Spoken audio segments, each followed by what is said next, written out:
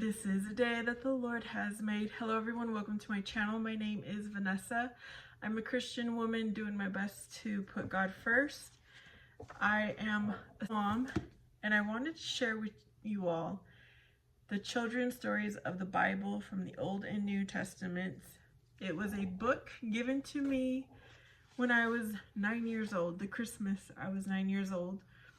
It introduced me to Jesus, to God, to all the stories of the Bible, which led me to want to read the real Bible. So I want to read every single chapter. It will be one chapter per video. If you want to read this with your children, feel free to do so. I hope you enjoy. Welcome back. We are in chapter 5, still in the Old Testament. This is about Joseph. Jacob, the son of Isaac, had 12 sons. They did not all have the same mother because Jacob had been married more than once. Jacob raised sheep, and his sons, who worked as shepherds, were strong and often violent men, except for Joseph, the son of Rachel. He was a dreamy, thoughtful boy, and his rough older brothers did not like him. To make their resentment worse, Joseph was his father's favorite son and was treated better than the other brothers. When Joseph was about 17, his father gave him a long robe with sleeves. Shepherds dress in very rough clothes, even today, and this long, colorful robe was a ceremonial garment. The robe made Joseph's brothers even more jealous than before. To make matters still worse, Joseph told the family of 2 dreams he had had. In one of the dreams, the brothers were working in the field, binding grain into sheaves. Sheaves are bundles that are stood on end in the field so that they can be collected later. In his dream, Joseph saw the sheaves that his brothers had tied bow down before his sheaf. The second dream angered even his father. He dreamed that the sun and the moon and 11 stars bowed down to him. Jacob asked Joseph angrily, "Shall I and thy mother and thy brethren indeed come to bow down ourselves to thee to the earth?" One day Jacob sent Joseph with the message for his brothers, who were tending their sheep far out in the fields. The sight of the long, rich robe was more than the brothers could bear. As he approached, they plotted together to kill Joseph and throw his body in a pit. His oldest brother, Reuben, could not bring himself to commit this terrible crime, so he suggested they should not kill him, but simply throw Joseph in the pit. Reuben thought that he would return to rescue the boy later. When they had torn off Joseph's beautiful robe, however, and thrown him into the pit, they saw some merchants coming down the road. The other brothers decided they would sell Joseph to the merchants as a slave. In those days, many poor families sent some of their children to work for wealthy men, since they could not always take care of all their children. The brothers then realized that they would have to answer to their father for Joseph's disappearance.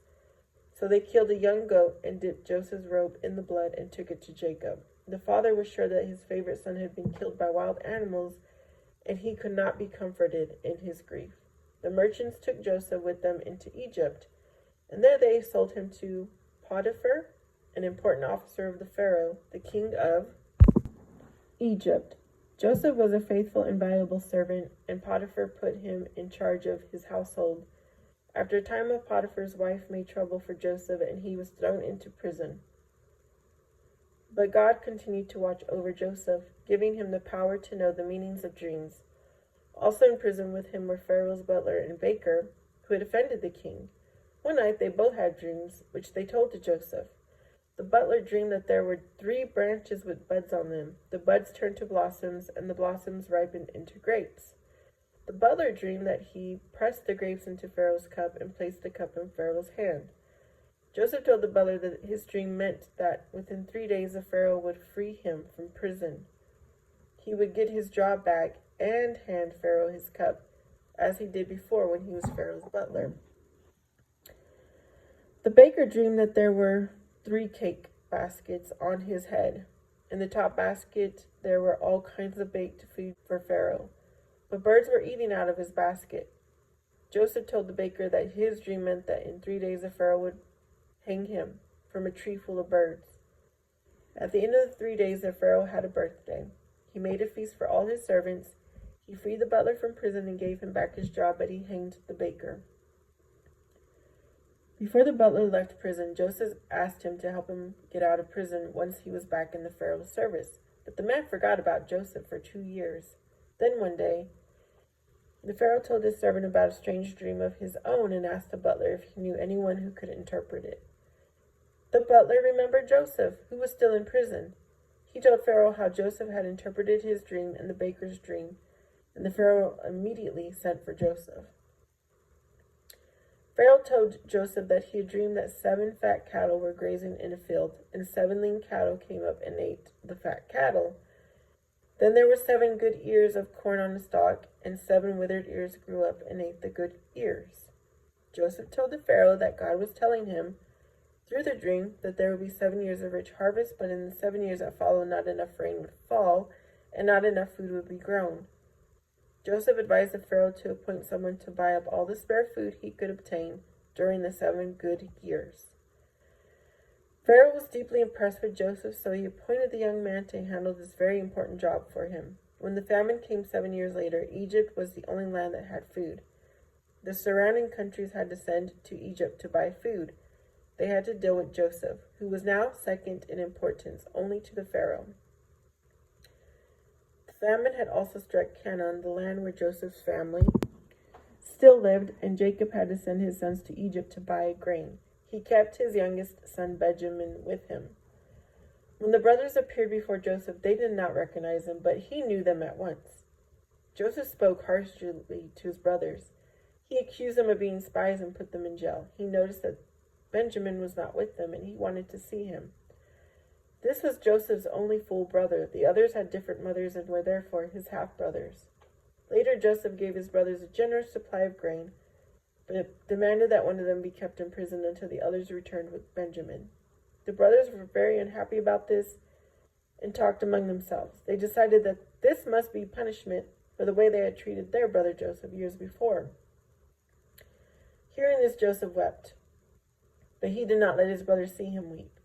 He still treated them harshly and tied up his brother Simon, and he put him in prison, where he would stay until the others returned with Benjamin. When the brothers went back to Canaan, they pleaded with Jacob to let Benjamin go with them to Egypt. They promised to protect Benjamin with their lives. Simon was still a prisoner in Egypt. The famine was still in the land of Canaan, and Jacob's family needed food, so he sadly consented to let his sons take Benjamin with them. When Joseph saw Benjamin, he was so moved that again he left the room and wept. When Joseph returned to the room and faced his brothers, he was still harsh and wanted to test them further. In the morning, Joseph instructed his servants to fill the brothers' bags with grain and to put his silver cup into Benjamin's bag. Then Joseph demanded that one who had the cup be kept as his slave. His officers searched every bag, and when they came to Benjamin, they found the silver cup. The brothers refused to part with Benjamin. They told Joseph that their father was an old man and would be in deep sorrow if he lost his beloved son, for he had already lost another son, who was torn to pieces by a wild animal. Then Judah, one of the brothers, pleaded to let Benjamin go back with them, and even offered himself as a slave instead. Moved by this display of brotherly love, Joseph broke down and told them, "I am your brother Joseph, whom you sold into Egypt." And he and his brothers wept for joy to see each other again. Joseph then sent for his father, who could not believe his good fortune until he actually saw Joseph. Jacob brought his family to live in Egypt, and they stayed there for many years because they were well treated by the Pharaoh, who admired Joseph so much. I will have a playlist, like I said, by chapter in Old Testament and then the New Testament if you want to continue reading. See you next time.